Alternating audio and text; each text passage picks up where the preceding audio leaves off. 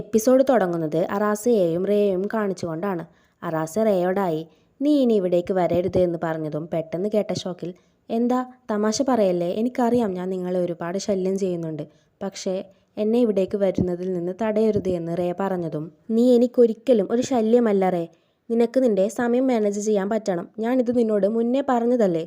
ഒരു വീട് ഡിസൈൻ ചെയ്യുന്നതിന് മുമ്പ് നീ ആദ്യം നിന്റെ ലൈഫ് ഡിസൈൻ ചെയ്യ്. റെസ്പോൺസിബിൾ അല്ലാത്ത ഒരാൾക്ക് ഒരു നല്ല റിലേഷൻഷിപ്പ് ഉണ്ടാക്കാൻ പറ്റുമെന്ന് നിനക്ക് തോന്നുന്നുണ്ടോ? അതുകൊണ്ട് ഇനി ഇവിടേക്ക് വരരുത് എന്ന് അറാസെ പറഞ്ഞതും ഞാൻ റെസ്പോൺസിബിൾ ആണെന്ന് തെളിയിച്ചാൽ എനിക്ക് ഇവിടേക്ക് തിരിച്ചു വരാമോ എന്ന് റേ ചോദിക്കുന്നുണ്ടെങ്കിലും അതിന് മറുപടിയൊന്നും കൊടുക്കാതെ നീ ഇപ്പോൾ വീട്ടിലേക്ക് പോ, ഞാൻ നിന്നെ പുറത്ത് കാറിൽ വെയിറ്റ് ചെയ്യാമെന്ന് പറഞ്ഞ് അറാസെ അവിടെ നിന്ന് പോകുന്നു. എന്നാൽ അറാസെ മടങ്ങി വന്ന് റേയെ ചേർത്ത് പിടിച്ച് ആശ്വസിപ്പിക്കുന്നു. കാരണം അറാസയ്ക്കറിയാം റേ ഇപ്പോൾ അത്രയും തകർന്ന അവസ്ഥയിലാണ് ഉള്ളതെന്ന്.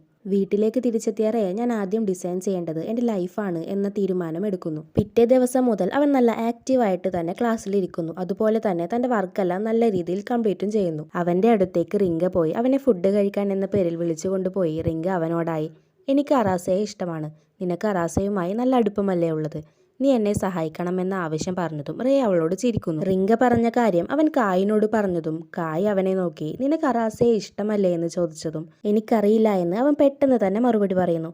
നീ ഇത്ര വേഗം ഉത്തരം പറയണ്ട, നീ നിന്റെ മനസ്സിനോട് ചോദിച്ചു നോക്ക്, നീ സമയമെടുത്ത് ആലോചിക്ക്, നിനക്ക് മാത്രമേ നിന്റെ ഉള്ളിലുള്ള ഫീലിങ്സ് എന്താണെന്ന് മനസ്സിലാവൂ. കായ് അത്രയും പറഞ്ഞ് അവിടെ നിന്ന് പോകുന്നു. റേ തൻ്റെ പ്രൊജക്റ്റ് കംപ്ലീറ്റ് ചെയ്തതും അവൻ അറാസയെ കാണാൻ വേണ്ടി പോകുന്നു. അറാസയെ കാണാതെ ഒരു സ്ഥലത്ത് മറഞ്ഞു നിന്നുകൊണ്ട് അവൻ അറാസയെ കൺകുളിർക്കെ കണ്ട് അവിടെ നിന്ന് പോകുന്നു. എന്നാൽ റേ അവിടേക്ക് വന്നതും തന്നെ നോക്കി നിന്നതുമെല്ലാം അറാസയെ കണ്ടിരുന്നു. അവനൊന്ന് മെല്ലെ ചിരിക്കുന്നു. താൻ ചെയ്ത പ്രൊജക്റ്റ് അവൻ നല്ല രീതിയിൽ തന്നെ ടീച്ചേഴ്സിന്റെ മുന്നിൽ പ്രസന്റ് ചെയ്യുന്നു. തനിച്ചിരിക്കുന്നുണ്ടായിരുന്ന റേയുടെ അടുത്തേക്ക് കായ് വന്നതും റേ കായിനോടായി നീ എന്നോടന്ന് ചോദിച്ചിരുന്നില്ലേ എനിക്ക് അറാസയെ ഇഷ്ടമാണോ എന്ന്, എൻ്റെ മനസ്സിനോട് ചോദിക്കാൻ. എനിക്കിപ്പോഴും അറിയില്ല ഇത് പ്രണയമാണോ എന്ന്, പക്ഷേ അവനെ വിട്ടുകൊടുക്കാൻ എനിക്ക് കഴിയില്ല. കായ് അവൻ്റെ അടുത്തേക്ക് ഇരുന്നു കൊണ്ട് അവനെ ചേർത്ത് പിടിച്ച് നിനക്കിപ്പോൾ എന്താ ചെയ്യേണ്ടതെന്ന് അറിയില്ലേ എന്ന് ചോദിച്ചതും ഞാൻ അവനെ കാണാൻ പോവാണ്, ഞാൻ എന്താണെന്ന് അവന് കാണിച്ചു കൊടുക്കണമെന്ന് റേ പറഞ്ഞതും അതാണ് വേണ്ടത് എന്നും പറഞ്ഞ് കായ് അവനെ പറഞ്ഞേക്കുന്നു. പക്ഷേ വേറൊരു പ്രശ്നമുള്ളത് അവൻ അപ്പോഴാണ് ഓർക്കുന്നത്. അവൻ റിങ്കയുടെ അടുത്തേക്ക് പോയി അവളോടായി അറാസയുടെ കാര്യത്തിൽ നിന്നെ സഹായിക്കാൻ എനിക്ക് കഴിയില്ല, എനിക്കവനെ ഇഷ്ടമാണ്, പക്ഷേ എനിക്ക് എന്താ അവനോടുള്ള ഫീലിങ്സ് എന്നറിയില്ല എന്നവൻ പറഞ്ഞതും അതിനർത്ഥം ലവ് എന്നാണ് റേ.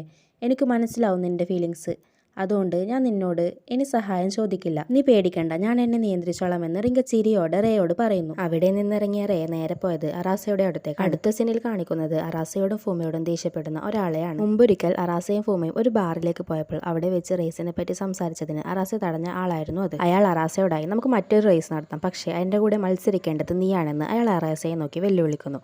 അറാസയെ അന്വേഷിച്ച് റേ പോയത് വർക്ക്ഷോപ്പിലേക്കാണ്. അവിടെ ഉണ്ടായിരുന്ന ആൾ റേയെയും കൂട്ടി റേസ് നടക്കുന്ന സ്ഥലത്തേക്ക് പോകുന്നു. റേ അവിടേക്ക് എത്തിയതും അറാസയും മറ്റേയാളും തമ്മിലുള്ള റേസ് ആരംഭിച്ചിരുന്നു.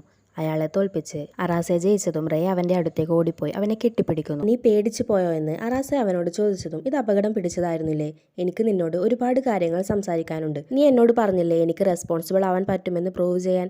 എനിക്കറിയാം ഞാൻ അത്രയൊന്നും ചെയ്തില്ലെങ്കിലും എൻ്റെ കഴിവിൻ്റെ പരമാവധി ഞാൻ അത് ചെയ്തിട്ടുണ്ട്, ഇനി എനിക്ക് നിന്റെ കൂടെ നിൽക്കാമോ എന്ന് റേ അവനോട് ചോദിച്ചതും അറാസെ അവനെ കിസ് ചെയ്യുന്നു. റേയും കൂട്ടി അറാസെ അവിടെ നിന്ന് പോകുന്നു. അവർ നേരെ പോയത് റൂമിലേക്കാണ്. അവർ തമ്മിലുള്ള സീൻ കഴിഞ്ഞാൽ അടുത്ത സീനിൽ കാണിക്കുന്നത് തന്നെ കുറച്ചു പേർ ചേർന്ന് ഉപദ്രവിക്കുന്നതായി സ്വപ്നം കണ്ട് പേടിച്ച് ഞെട്ടി ഉണരുന്ന കായയെയാണ്. ഇതൊന്നും സത്യമല്ല, വെറും സ്വപ്നമാണെന്ന് അവൻ അവനെ തന്നെ സമാധാനപ്പെടുത്തുന്നു. പേടിച്ചു വിറച്ചിരിക്കുന്ന കായയെ കാണിച്ചുകൊണ്ട് ഈ എപ്പിസോഡ് അവസാനിക്കുന്നു.